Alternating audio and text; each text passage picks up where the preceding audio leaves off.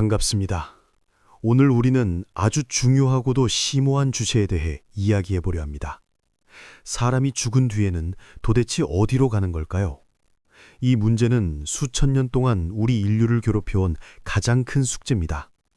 어떤 사람은 천국에 간다고 하고 어떤 사람은 지옥에 떨어진다고 합니다.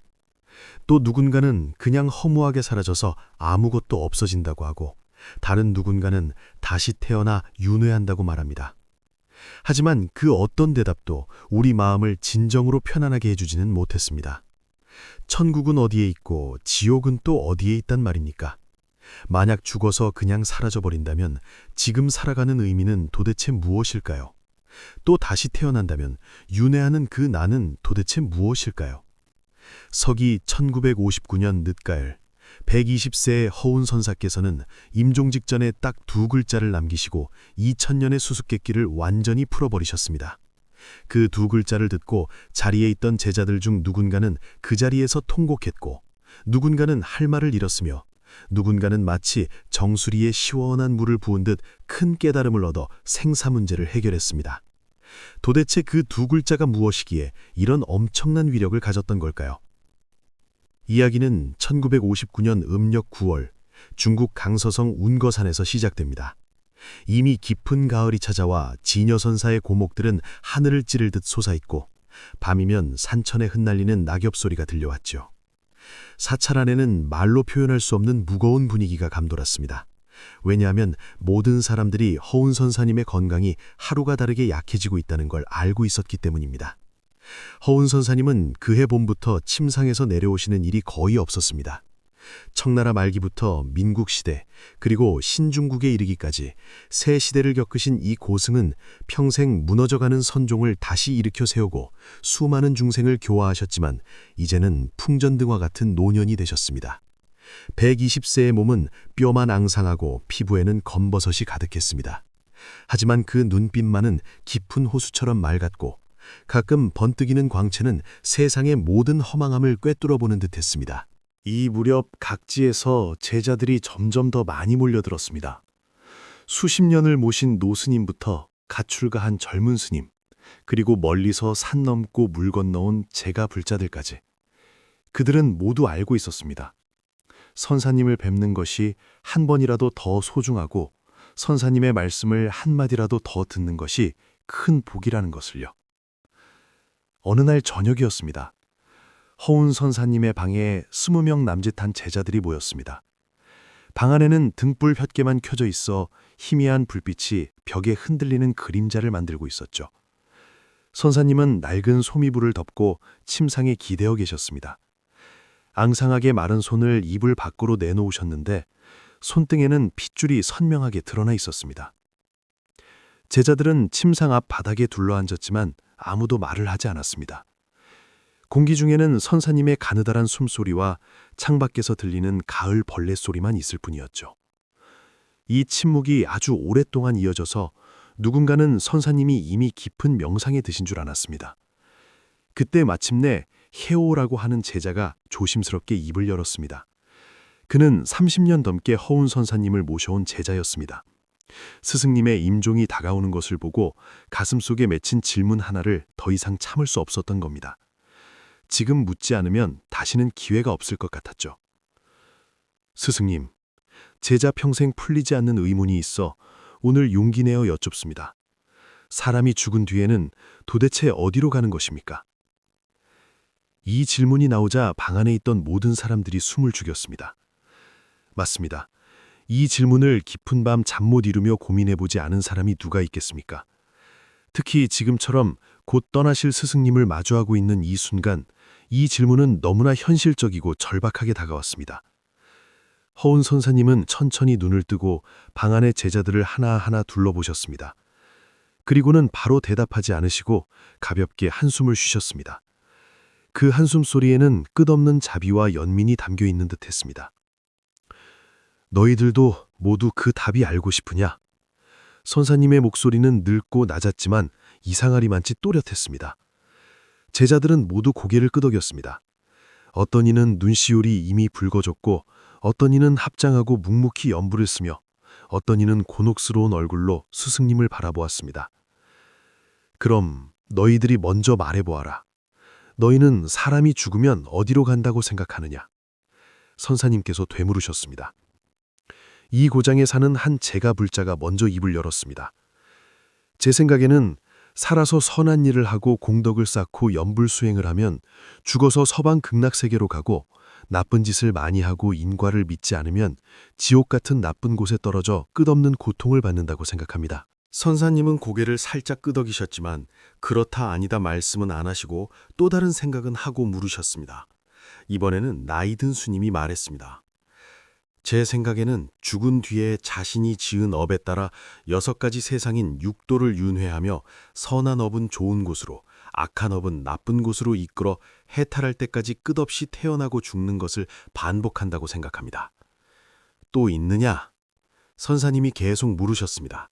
그러자 한 젊은 스님이 용기를 내어 말했습니다. 스님, 저는 경전을 읽을 때마다 늘 의문이 듭니다. 윤회한다고 하는데 도대체 윤회하는 그 주체가 무엇입니까?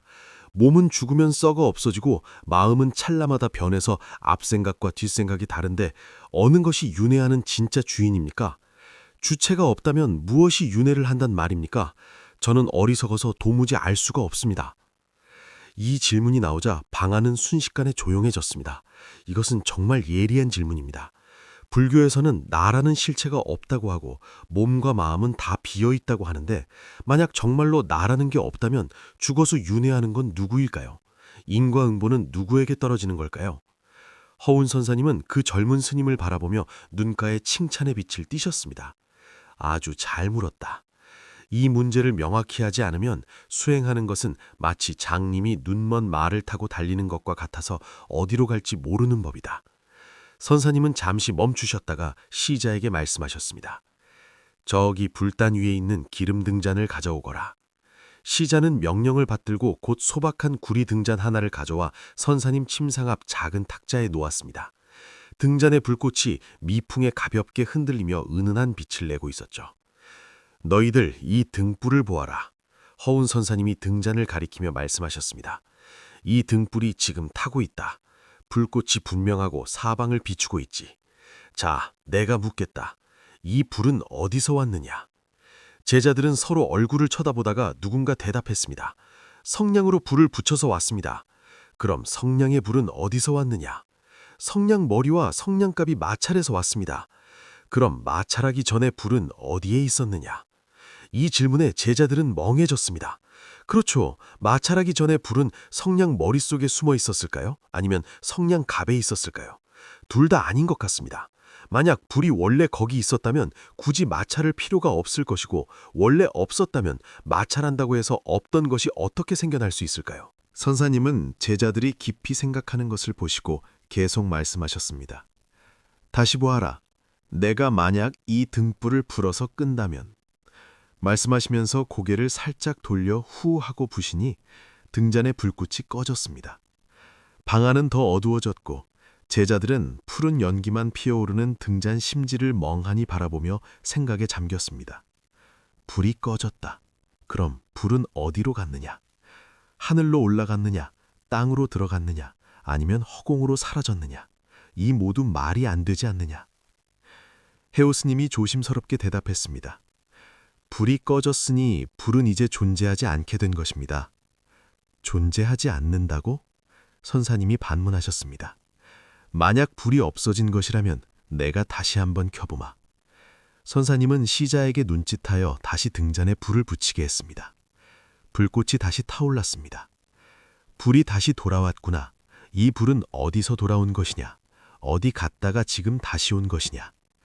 제자들은 꿀먹은 벙어리가 되었습니다. 선사님의 목소리가 낮지만 힘있게 울렸습니다. 불은 인연, 즉 조건에 따라 생겨난 것이다. 등잔과 기름과 심지와 성냥과 공기 같은 갖가지 조건이 모이면 불이 드러나는 것이고, 조건이 흩어지면 불은 꺼지는 것이다. 너희는 불이 어디로 갔다고 말할 수 있느냐? 사실 불은 진정으로 어떤 곳으로 간 적이 없다. 그저 조건이 모이고 흩어짐을 보여줄 뿐이다. 조건이 모이면 나타나고 흩어지면 숨는다. 너희는 오고 가는 독립적인 불이라고 하는 실체를 찾을 수 있느냐? 제자들은 뭔가 알 것 같았습니다. 이 이치는 말로 하면 간단해 보이지만 깊이 생각해보면 엄청난 지혜가 담겨 있습니다. 한 걸음 더 나아가자 선사님이 이어가셨습니다. 이 불이 타고 있을 때 너희는 이것이 하나의 불이라고 생각하느냐 아니면 수많은 불이라고 생각하느냐. 어떤 이는 하나의 불이라고 했고 어떤 이는 매 찰나 새로운 불이라고 했습니다. 선사님이 고개를 끄덕이셨습니다. 둘 다 맞기도 하고 틀리기도 하다. 너희는 이 불꽃을 보며 마치 하나의 안정된 불이 거기서 타고 있는 것처럼 보겠지만 사실은 찰나찰나마다 변하고 있다. 앞순간의 불은 이미 꺼졌고 뒷순간의 불은 새로 생긴 것이다. 다만 앞뒤의 찰나가 너무나 짧고 서로 이어져 있어서 우리 눈에는 변화가 보이지 않아 마치 같은 불이 계속 타는 것처럼 착각할 뿐이다. 사실 지속되는 것은 없다. 찰나의 생겨남과 사라짐이 끊임없이 이어질 뿐이다. 그러자 한 제자가 깨달은 듯 말했습니다. 아, 그렇다면 우리가 집착하는 그 불이라는 건 원래부터 실체가 있는 물건이 아니군요. 그저 찰나의 조건들이 보여주는 현상을 우리가 개념화해서 불이라고 이름 붙인 것이네요. 바로 그렇다. 선사님이 말씀하셨습니다. 불의 이치를 알면 사람의 이치도 알 수 있다. 너희는 태어나는 나가 있고 죽는 나가 있고 윤회하는 나가 있다고 집착한다. 하지만 그 나라는 게 도대체 무엇이냐? 여기까지 말씀하시고 선사님은 모두를 조용히 시킨 뒤 눈을 감게 하셨습니다. 너희들 자신의 호흡을 관찰해 보아라. 선사님의 목소리가 깊고 부드러워졌습니다. 한 번 들이쉬고, 한 번 내쉬고, 들이쉬고, 내쉬고. 자, 나에게 말해다오. 어느 호흡이 나이냐? 제자들은 눈을 감고 자신의 호흡을 관찰했습니다. 들이쉬고 내쉬고 매번 호흡은 달랐습니다. 앞의 호흡은 이미 지나갔고 뒤의 호흡은 새롭습니다. 앞의 호흡은 이미 사라졌다. 선사님이 말씀하셨습니다. 그것은 죽은 것이냐? 뒤의 호흡은 방금 생겨났다. 그것은 어디서 왔느냐? 앞의 호흡이 환생해서 뒤의 호흡이 된 것이냐? 어떤 제자는 웃음이 나오려다가 멈췄습니다. 왜냐하면 우리가 죽음과 환생에 대해 가지고 있던 생각이 너무나 투박하고 거칠었다는 것을 갑자기 깨달았기 때문입니다. 너희의 생각도 다시 보아라. 선사님이 계속 이끌어 주셨습니다. 한 생각이 일어나고 한 생각이 사라진다. 생각마다 이어지며 멈추지 않는다. 너희는 그중 어떤 생각을 딱 잡아서 이게 바로 나다라고 할 수 있느냐? 앞 생각이 나라면 그건 이미 사라졌고 뒷 생각이 나라면 그것도 곧 사라질 것이다. 이처럼 찰나마다 생겨나고 사라지는데 어느 것이 진짜 나란 말이냐? 해오스님이 눈을 뜨니 눈가에 눈물이 맺혀 있었습니다. 스승님, 제자가 이제 조금 알 것 같습니다. 우리가 집착하는 나라는 것은 사실 그저 몸과 마음의 결합일 뿐 찰나마다 생겨나고 사라지며 변하는 것이지 변치 않는 진짜 주체는 없다는 것을요. 우리는 나라는 존재가 살고 있고 나라는 존재가 죽는다고 생각하지만 사실 처음부터 그런 나는 없었습니다. 계속 말해보아라. 선사님이 격려하셨습니다. 해오의 목소리가 조금 격앙되었습니다. 만약 진짜 내가 없다면 소위 말하는 죽음이란 것도 그저 조건이 흩어지는 것일 뿐 어떤 실체가 있어서 있음에서 없음이 되는 게 아니군요. 마치 불이 꺼지듯 불이 딴 곳으로 간 게 아니라 조건이 더 이상 모이지 않는 것일 뿐입니다. 훌륭하다, 훌륭해. 선사님이 연부를 외셨습니다. 이제 문턱을 만졌구나. 하지만 더 깊이 들어가야 한다. 진짜 내가 없다는 그 이치는 맞다. 하지만 너는 이것을 생각해 보았느냐? 지금 호흡을 관찰하고 생각을 지켜보고 이 이치를 알아듣는 그것은 무엇이냐? 이 질문에 해오는 다시 깊은 생각에 잠겼습니다. 그렇죠. 모든 것이 조건 따라 생겨나고 사라진다면 지금 생각하고 있는 이놈은 누구일까요? 이 알아차리는 놈은 누구일까요? 의심하든 깨닫든 이 모든 것을 겪고 있는 놈은 누구일까요? 선사님은 제자들이 집중하는 것을 보시고 때가 되었음을 아시고 천천히 말씀하셨습니다. 내가 비유를 하나 더 들어주마. 너희들 꿈을 꿔봤지. 제자들이 고개를 끄덕였습니다. 꿈속에서 너희는 몸도 있고 느낌도 있고 생각도 있다. 꿈속에서 온갖들을 겪으며 기뻐하기도 슬퍼하기도 하고 살기도 죽기도 한다. 만약 너희가 꿈속에서 죽었다면 너희는 어디로 갔느냐? 한 제자가 대답했습니다. 잠에서 깨어났습니다. 깨어났다. 선사님은 그 말을 반복하셨습니다. 그럼 묻겠다. 꿈속에서 죽은 그 나와 지금 깨어난 나는 같은 사람이냐? 제자들은 깊이 생각했습니다. 만약 같다면 꿈에서 죽었는데 왜 깨어나서 살아있을까요? 만약 다르다면 어떻게 깨어나서 꿈속의 일을 기억할까요? 이 문제는 간단해 보이지만 깊이 생각하면 아주 심오합니다. 선사님이 계속 말씀하셨습니다. 다시 생각해보라. 너희는 지금이 꿈이 아니라는 것을 어떻게 아느냐? 너희는 지금 깨어있다고 생각하지만 꿈속에 있을 때도 너희는 거기가 현실이고 깨어있다고 생각하지 않았느냐? 제자들은 마음속이 멍해지며 현실과 꿈을 구분하기 어려워지는 느낌을 받았습니다. 내가 지금이 꿈이라고 말하려는 게 아니다. 선사님이 미소 지으셨습니다. 나는 너희가 이 이치를 알길 바란다. 꿈속이든 깨어있든 그것을 겪고 그것을 알아차리는 그놈은 변한 적이 없다. 꿈속의 몸은 죽을 수 있고 꿈속의 세상은 사라질 수 있다. 하지만 꿈을 꾸고 깨어나는 그 바탕 자리는 한 번도 진짜 태어난 적도 없고 한 번도 진짜 죽은 적도 없다. 이것이 바로 너희의 본래 모습, 즉 본래 면목이다. 선사님의 목소리가 엄숙해졌습니다. 부모가 너희를 낳아주기 전부터 이 본래 모습은 있었고 몸이 썩어 없어진 뒤에도 이 본래 모습은 있다. 그것은 몸 따라 태어나지도 않고 몸 따라 죽지도 않는다. 너희는 사람이 죽으면 어디로 가냐고 묻지만 나는 묻는다. 이 태어나지도 죽지도 않는 본래 모습이 도대체 어디로 가야 한단 말이냐. 선방 안은 쥐 죽은 듯 조용했고 창밖의 바람소리만 윙윙거렸습니다. 그때 한 젊은 스님이 불쑥 질문했습니다. 스님, 제자는 아직도 모르겠습니다. 만약 본래 모습이 태어나지도 죽지도 않는다면 인과응보와 윤회는 어떻게 설명합니까? 경전에는 분명히 육도를 윤회하며 선악의 업보를 받는다고 했는데 만약 생겨나고 사라짐이 없다면 인과도 성립하지 않는 것 아닙니까? 이 문제는 아주 중요하다.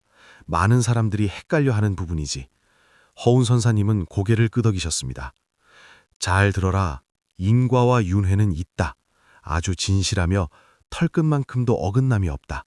하지만 그것은 현상의 세계에서 하는 말이다. 본성이 나지도 죽지도 않는다는 것은 본체의 세계에서 하는 말이다. 본체와 현상은 두 개가 아니지만 섞어서 생각해서도 안 된다. 어떻게 이해해야 합니까? 제자가 되물었습니다. 선사님은 다시 기름 등잔을 가리키셨습니다. 이 불꽃을 보아라. 불꽃은 모양이 있다.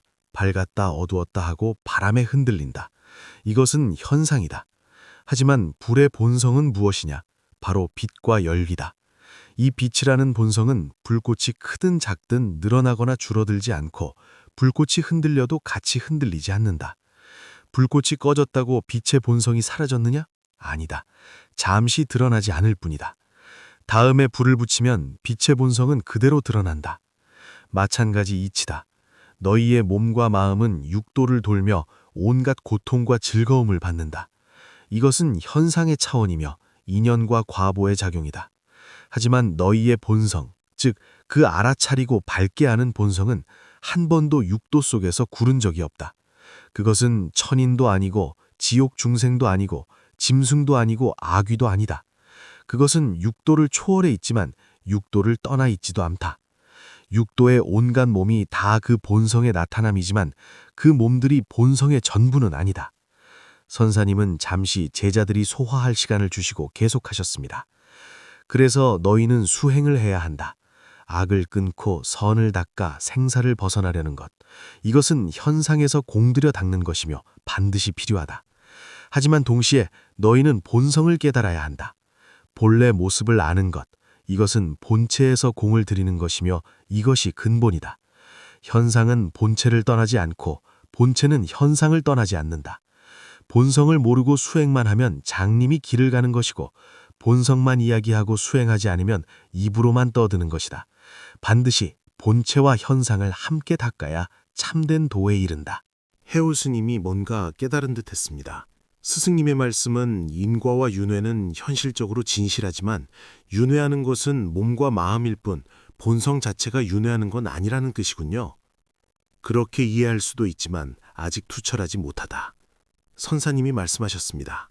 본성이 윤회하지 않는다고 하면 아주 끊어짐에 빠지고 본성이 윤회한다고 하면 영원하다는 착각에 빠진다.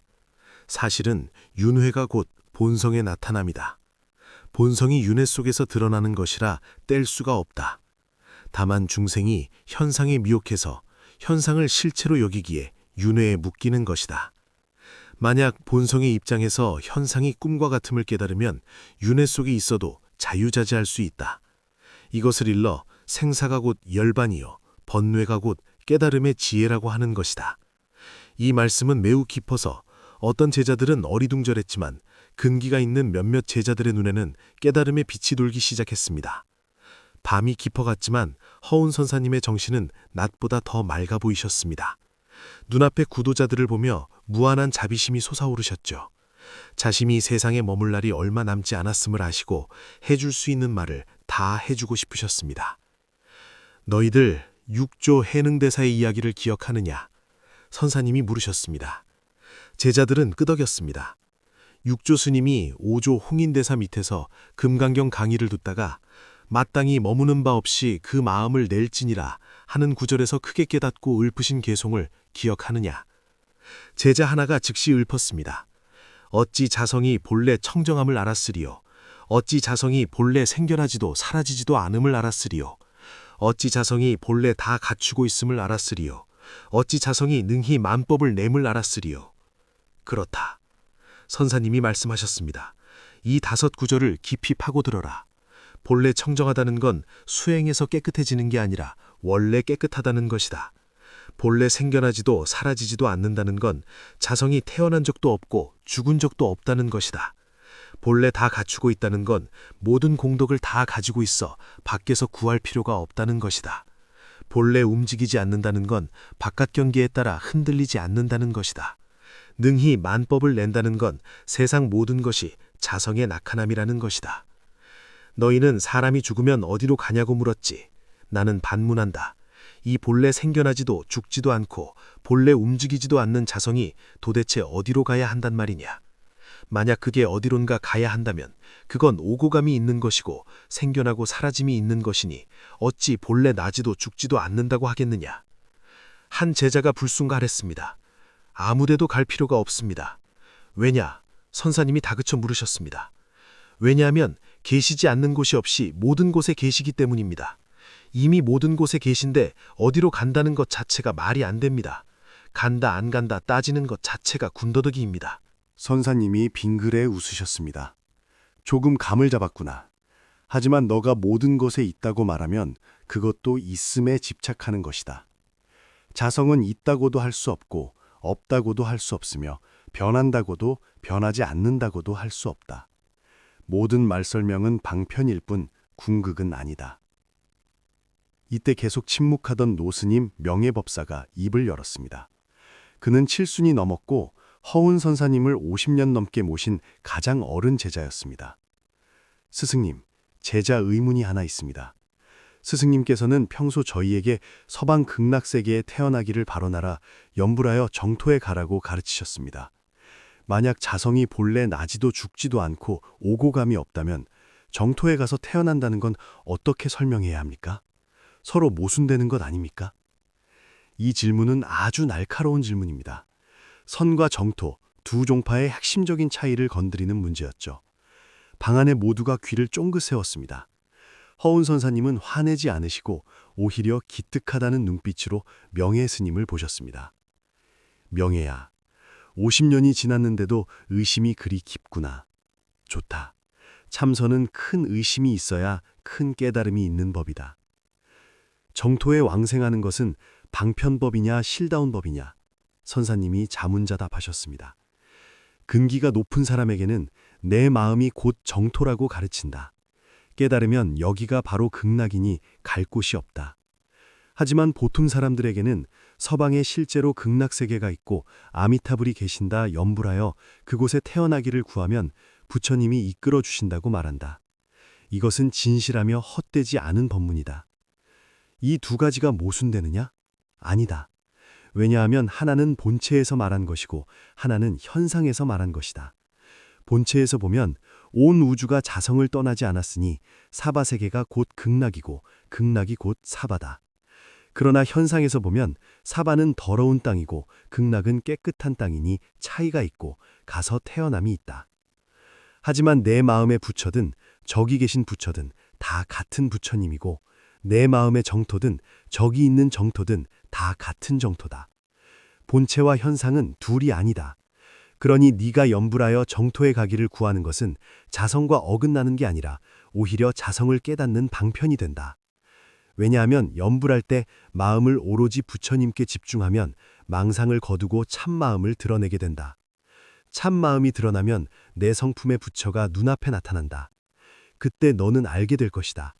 네가 가려고 했던 정토와 지금 네가 있는 것이 본래 둘이 아니며 네가 부르는 아미타불과 부르는 네가 본래 둘이 아님을 말이다. 이것이 염불의 극치이자 선의 참뜻이다. 명예법사는 이 말을 듣고 합장하며 뜨거운 눈물을 흘렸습니다. 제자, 이제야 알겠습니다. 50년 묵은 의심이 오늘에야 녹아내립니다. 스승님, 감사합니다. 밤은 더 깊어졌고 제자가 등잔에 기름을 채워 불꽃이 더 밝아졌습니다. 허운 선사님은 피곤하신 기색이 역력했지만 정신은 여전히 맑으셨습니다. 더 질문이 있느냐? 무공이라는 젊은 스님이 조심스럽게 물었습니다. 스승님, 만약 사람의 본성이 나지도 죽지도 않는 것이라면 왜 우리는 굳이 수행해야 합니까? 본래 다 갖추고 있다면 뭘 더 닦습니까? 본래 죽지 않는다면 뭘 생사를 두려워합니까? 이것은 모든 불교 공부하는 사람이 부딪히는 딜레마입니다. 본성이 완벽하다면 왜 수행이 필요한가? 선사님은 바로 대답하지 않고 되물으셨습니다. 너는 지금 네가 본성이 있다는 것을 아느냐? 무궁은 머뭇거리며 스승님 말씀을 듣고 있는 줄은 알겠습니다. 라고 했습니다. 아는 것과 깨달아 체득하는 것이 같은 일이냐? 무공은 고개를 저었습니다. 아닙니다. 아는 건 머리로 아는 거고 체득은 몸소 체험하는 것입니다. 그게 정답이다. 선사님이 말씀하셨습니다. 본성은 누구나 본래 갖추고 있다. 하지만 중생은 무명과 번매에 덮여 있어서 그것을 직접 확인하지 못한다. 그래서 여전히 생사 속에서 헤매고 고통받는 것이다. 수행의 목적은 밖에서 새로운 본성을 구하는 게 아니라 본성을 덮고 있는 먼지를 닦아내어 본성이 드러나게 하는 것이다. 마치 거울과 같다. 거울은 본래 밝지만 먼지가 앉으면 비추지 못한다. 먼지를 닦아내면 거울은 밝아진다. 먼지를 닦아서 거울이 새로 밝아진 게 아니라 본래 밝음을 회복한 것이다. 본성은 나지도 죽지도 않지만 네가 그것을 직접 깨닫지 못하면 범부와 다를 바 없이 윤회하고 고통받는다. 그래서 수행이 필요한 것이다. 수행은 본성을 만들어내는 게 아니라 본성을 가리는 무명과 집착을 제거하는 것이다. 무공이 또 물었습니다. 그럼 수행에 성공해서 본성을 깨달은 사람은 죽지 않습니까? 선사님이 껄껄 웃으셨습니다. 하하하, 재미있는 질문이다. 반문하겠다. 네가 말하는 죽음이 무슨 뜻이냐? 몸이 썩고 호흡이 멈추는 것, 그게 죽음 아닙니까? 만약 그런 뜻이라면 수행에 성공한 사람의 몸도 똑같이 썩고 멸한다. 부처님도 열반에 드셨고 역대 조사님들도 다 돌아가셨다. 하지만 그것은 현상의 죽음일 뿐 본체에는 생사가 없다. 깨달은 자에게 있어 몸이 무너지는 것은 헌 옷을 벗어버리거나 낡은 집에서 이사가는 것과 같다. 본성은 여여하여 움직이지 않는다. 그들은 죽는 게 아니라 이 몸을 내려놓고 인연 따라 모습을 바꾸는 것이다. 그래서 옛 스승들이 말씀하시기를 생사가 없는 게 아니라 생사 속에서 자유롭다고 하셨다. 생사에 얽매이지 않고 태어남도 편안하고 죽음도 편안하여 오고 감에 자유로운 것. 이것이 진짜 생사를 해탈한 경지다. 무공의 눈이 반짝였습니다. 알겠습니다. 생사를 없애는 게 아니라 생사를 꿰뚫어보고 그 안에서 자유로워지는 것이군요. 그렇다. 선사님이 흐뭇해하셨습니다. 시간이 흘러 창밖이 희끔으로 해지며 새벽이 오고 있었습니다. 허운 선사님은 마치 마지막으로 제자들에게 모든 것을 쏟아 부으시려는 듯 정신을 가다듬으셨습니다. 내가 너희에게 옛날 이야기 하나 더 해주마. 당나라 때 방거사라는 분이 계셨다. 깨달음을 얻고 수행이 깊으셨지. 임종할 때가 되자 딸 영조에게 밖을 보라고 했다. 해가 정오에 오면 말해다오. 영조가 나가서 보고 와서는 아직 정오가 되려면 멀었고 일시까지 있네요. 라고 했다. 방거사가 그럴 리가 하며 직접 보러 나간 사이 딸 영조가 아버지 의자에 앉아 합장하고 먼저 입적해버렸다. 방거사가 돌아와서 보고는 내 딸이 일처리가 빠르구나 하고는 7일 뒤에 자신도 편안히 떠났다. 너희는 이 가족의 생사가 얼마나 굴하고 멋지냐. 제자들은 입을 다물지 못했습니다. 죽음을 이렇게 가볍게 대하다니요? 왜 그럴 수 있었겠느냐? 선사님이 물으셨습니다. 그들은 생사의 본질을 진짜로 깨달았기 때문이다. 죽음이 끝이 아니고 아주 없어지는 게 아니며 그저 존재 방식을 바꾸는 것임을 알았기 때문이다. 그러니 두려울 게 뭐 있고 슬플 게 뭐 있겠느냐. 삶은 옷을 입는 것 같고 죽음은 옷을 벗는 것 같다. 옷은 갈아입을 수 있지만 옷 입는 사람은 변하지 않는다. 여기서 선사님은 표정을 엄하게 하셨습니다. 하지만 명심해라. 이런 자유로움은 진짜로 깨달은 뒤에 자연스럽게 나오는 것이다. 수행도 안 하고 입으로만 난 죽음 안 무서워한다면 그건 자기를 속이는 것이다. 인과응보는 무서워서 지은 업대로 고통을 다 받아야 한다. 그러니 오늘 들은 이치를 핑계로 수행을 게을리하지 마라. 이치는 이치고 수행 공력은 공력이다. 반드시 참되게 닦아 증력해야 내 것이 된다. 음력 9월 12일 허운 선사님의 몸은 급격히 쇠약해지셨습니다. 제자들을 침상 앞으로 다 부르셔서 마지막 당부를 하셨습니다. 내 나이 120세, 파란만장한 일생이었다. 죽을 고비도 수없이 넘겼고 남들이 모르는 고통도 많았다. 하지만 난 출가수행한 것을 후회하지 않는다. 생명의 진리를 찾았고 생사의 본질을 알았기 때문이다. 이것은 세상 어떤 부귀 영화와도 바꿀 수 없다. 내가 너희에게 가르칠 건 다 가르쳤다. 이제 너희 스스로 정진해라. 불법은 해탈의 길이지 자랑거리가 아니다. 실천하고 증득해라. 인생 짧다. 시간 아껴서 부지런히 수행해라. 선사님은 숨을 몰아쉬시고 계속하셨습니다. 내가 간 뒤에 너무 슬퍼하지 마라. 육신은 사라지지만 진리의 몸은 항상 있다. 나는 비록 너희와 눈으로 볼 순 없어도 도의로 영원히 함께할 것이다. 너희가 가르침대로 살면 그게 바로 나와 함께 있는 것이다. 해오 스님이 무릎을 꿇고 울먹였습니다. 스승님, 스승님, 도대체 어디로 가시는 겁니까? 저희는 이제 어떡합니까? 허운 선사님은 30년 시봉한 제자를 보며 눈가에 자애로움이 스쳤습니다. 그리고는 천천히 손을 들어 해오의 가슴을 가리키고 다시 자신의 가슴을 가리키셨습니다. 나더러 어디 가냐고 물었느냐. 선사님의 목소리는 아주 작았지만 방안을 울리는 천둥 같았습니다. 나는 너에게 말해준다. 모두가 숨을 멈추고 마지막 말씀을 기다렸습니다. 묵어. 해오 스님은 멍해졌습니다. 다른 제자들도 마찬가지였습니다. 묵어라니, 가지 않는다고? 무슨 뜻이지? 어디 안 가시고 여기 계신다는 건가? 하지만 그 찰나 몇몇 제자들은 마치 번개에 맞은 듯 전율을 느끼며 눈물을 흘리면서도 미소를 지었습니다. 그들은 알아들었습니다. 묵어는 가지 않는다는 뜻이 아니라 본래 갈 곳이 없다는 뜻이었습니다. 간다는 것은 여기를 떠나 저기로 이동하는 것입니다.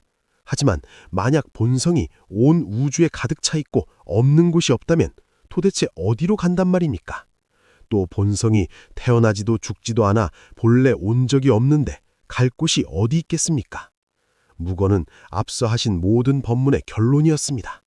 불이 꺼지면 불은 어디로 가는 게 아니라 인연이 흩어질 뿐이고, 호흡이 멈추면 호흡이 어디 가는 게 아니라 생멸할 뿐이며, 몸이 무너져도 본성은 어디로 가는 게 아닙니다.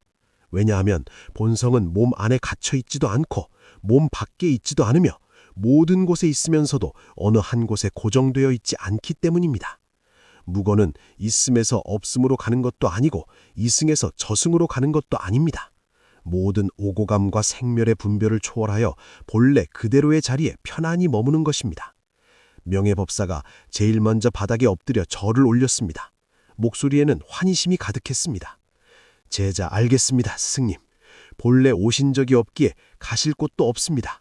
오고감은 꿈속의 일, 꿈 깨니 옴도 없고 감도 없습니다.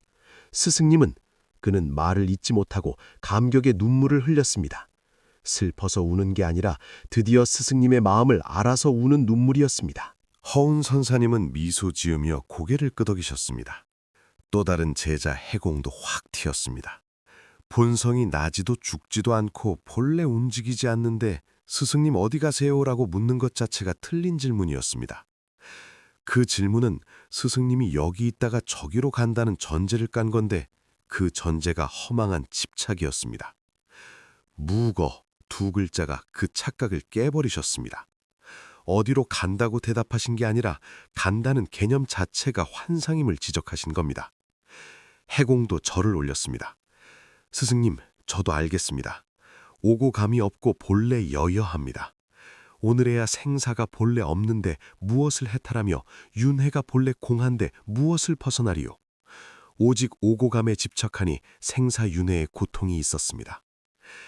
허운 선사님의 미소가 더욱 깊어졌습니다. 적어도 몇 명은 진짜 알아들었다는 안도감이셨죠. 하지만 여전히 모르는 제자도 있었습니다. 무진이라는 중년 스님은 도무지 이해가 안 갔습니다. 스승님, 저는 둔해서 모르겠습니다. 무거라니요. 스승님의 몸은 여기 계시니 그렇다 쳐도 스승님의 영혼이나 마음은 어딘가로 가셔야 하는 거 아닙니까? 갈 곳이 없다면 그냥 소멸되는 거 아닙니까? 선사님은 무진을 나무라지 않으셨습니다. 사람마다 깨닫는 속도가 다름을 아셨으니까요. 무진아, 선사님이 부드럽게 부르셨습니다. 너는 영혼이나 마음이라는 게 있어서 여기서 저기로 이동해야 한다고 굳게 믿고 있구나. 그 집착 때문에 무거를 이해 못하는 것이다. 너가 말하는 영혼이나 마음이 만약 분별하고 생각하는 마음이라면 그건 찰나마다 변하니 어디로 갈 주체가 못 된다. 만약 참마음을 말하는 거라면 그건 시공간을 초월해 어디에나 있는데 어디로 이동한단 말이냐. 너가 단멸, 즉 아주 없어짐을 걱정하는데 단멸이란 원래 있던 게 없어지는 것이다. 하지만 참마음은 원래 물건이 아니라서 있다 없다고 할 수 없고 온다 간다고 할 수 없다. 그러니 어찌 단멸이라 하겠느냐. 선사님은 잠시 쉬었다가 비유를 드셨습니다. 허공을 보아라. 허공이 오고 가는 거 봤느냐? 허공은 모양이 없고 어디나 있으니 오고 감이 없는 것 같습니다. 그럼 허공이 없어지더냐? 아니요, 허공은 물체가 아님이 없어질 수도 없습니다. 보아라, 허공은 오고 가지도 않고 없어지지도 않는다. 너의 본성도 그와 같다. 물건이 아니니 오고 감이나 단멸 같은 말로 설명할 수 없다. 끊어짐도 없고 영원함도 없는 그저 있는 그대로의 실상에 머무는 것이다. 무지는 알듯 말듯 했지만 묵묵지 절을 올렸습니다. 지금 당장 몰라도 이 말씀을 가슴에 품고 평생 탐구하리라 다짐했지요. 음력 9월 13일 날씨는 잔뜩 흐려 운거사는 잿빛 안개에 휩싸였습니다. 허운 선사님의 호흡은 미약해졌지만 의식은 또렷했습니다. 오전 무렵 선사님이 갑자기 눈을 뜨고 곁을 지키던 제자들에게 말씀하셨습니다. 나 간다. 그리고는 다시 눈을 감고 호흡을 멈추셨습니다. 얼굴은 마치 깊은 선정에 든 것처럼 평온했습니다. 120세의 일기로 그렇게 조용히 세상을 떠나셨습니다. 그런데 이상한 일은 많은 제자들이 예전처럼 비통해하지 않았다는 겁니다. 그들은 선사님의 마지막 말씀 무거를 떠올리며 기이한 평화로움을 느꼈습니다. 그래, 스승님은 무거라 하셨지 진짜로 가신 게 아니야. 120년 쓴 낡은 몸만 벗어두셨을 뿐 본성은 여여하게 온 우주에 가득 차 우리와 함께 계셔. 해오 스님은 시신 앞에서 무릎을 꿇고 중얼거렸습니다. 무거. 스승님, 정말 가신 곳이 없군요.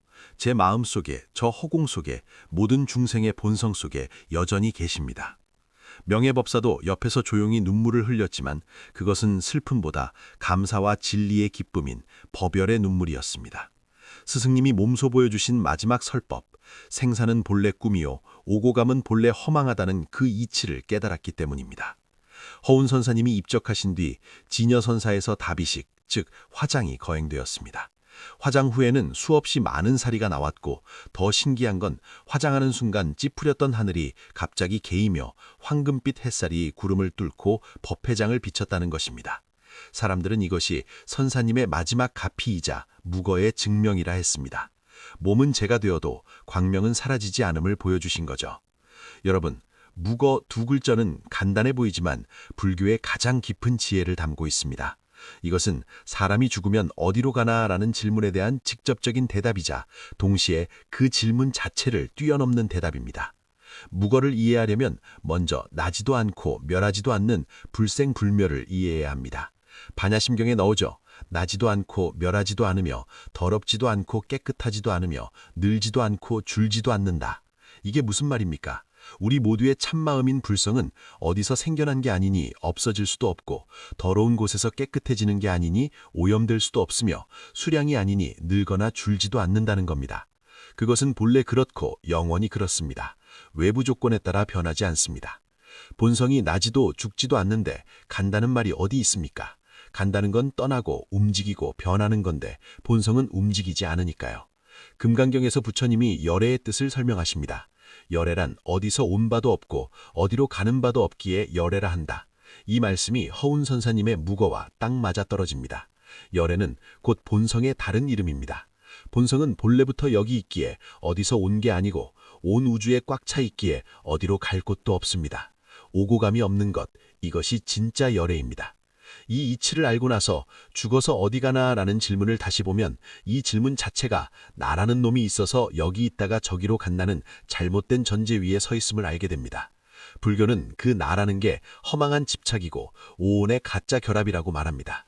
가짜 내가 없는데 가짜 내가 어디로 가겠습니까? 하지만 주의하세요. 묵어는 허무주의가 아닙니다. 아무것도 없다는 게 아닙니다. 이동하는 실체가 없다는 것이지 인연의 흐름과 업력의 상속은 진실합니다. 이것이 중도입니다. 있음에 집착하지도 않고 없음에 집착하지도 않는 것. 본성은 나지도 죽지도 않음을 알면서도 현상은 생겨나고 사라짐을 아는 것. 불생불멸의 바탕 위에서 생멸의 현상을 굴리는 것. 이 어려운 도리가 우리 같은 보통 사람에게 무슨 소용이 있을까요? 첫째, 죽음에 대한 공포를 없애줍니다. 죽음이 무서운 건 나라는 존재가 영원히 사라질까봐 겁나서입니다. 하지만 본성은 절대 사라지지 않고 몸은 잠시 입은 옷이라는 걸 알면 죽음은 끝이 아니라 환승역일 뿐임을 알게 됩니다. 둘째, 나에 대한 집착을 줄여줍니다. 내가 진짜가 아님을 알면 내 이익 때문에 남과 싸우고 미워하고 탐욕 부리는 마음이 줄어듭니다. 마음이 넓어지고 너그러워집니다. 셋째, 현재를 소중히 하게 됩니다. 과거도 미래도 붙잡을 수 없고 오직 찰나의 현재만 진실하다면 지금 이 순간 깨어있는 것이 바로 수행이고 정토임을 알게 됩니다. 넷째, 사랑하는 사람을 떠나보낼 때 위로가 됩니다. 묵어의 이치를 알면 그들이 아주 없어진 게 아니라 존재 방식만 바꿨을 뿐 본성은 여전히 우리와 한 몸으로 연결되어 있음을 알게 됩니다. 허운 선사님이 묵어라는 화두를 던지신 건 마지막 잡이었습니다. 우리는 매일 돈 벌고 명예 쫓고 사랑 찾아 헤매지만 결국 이 모든 건 어디로 갑니까? 몸은 늙고 병들고 죽고 돈과 명예는 흩어집니다. 시간 앞에 영원한 건 없습니다. 하지만 묵어는 말합니다.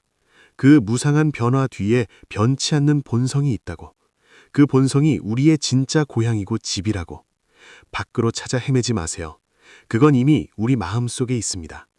잃어버릴까봐 겁내지 마세요. 본래 잃어버릴 수 없는 것입니다.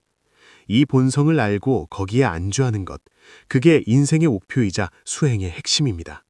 생사가 닥치든 고난이 닥치든 이 본성을 지키면 평온할 수 있습니다. 오늘 허운 선사님의 묵어 두 글자를 다시 새겨봅니다. 이 두 글자가 천년의 의문을 풀고 수행의 길을 밝혔습니다. 사람이 죽으면 어디로 가냐고요? 답은 묵어에 있습니다. 천국도 아니고 지옥도 아니고 허무도 아니고 윤회도 아닙니다. 그건 다 현상의 이름입니다. 궁극의 답은 본성은 나지도 죽지도 않고 오지도 가지도 않는다입니다. 몸은 사라져도 본성은 영원히 여여합니다. 말은 쉽지만 깨닫기는 어렵죠. 아는 것과 체득하는 건 다릅니다.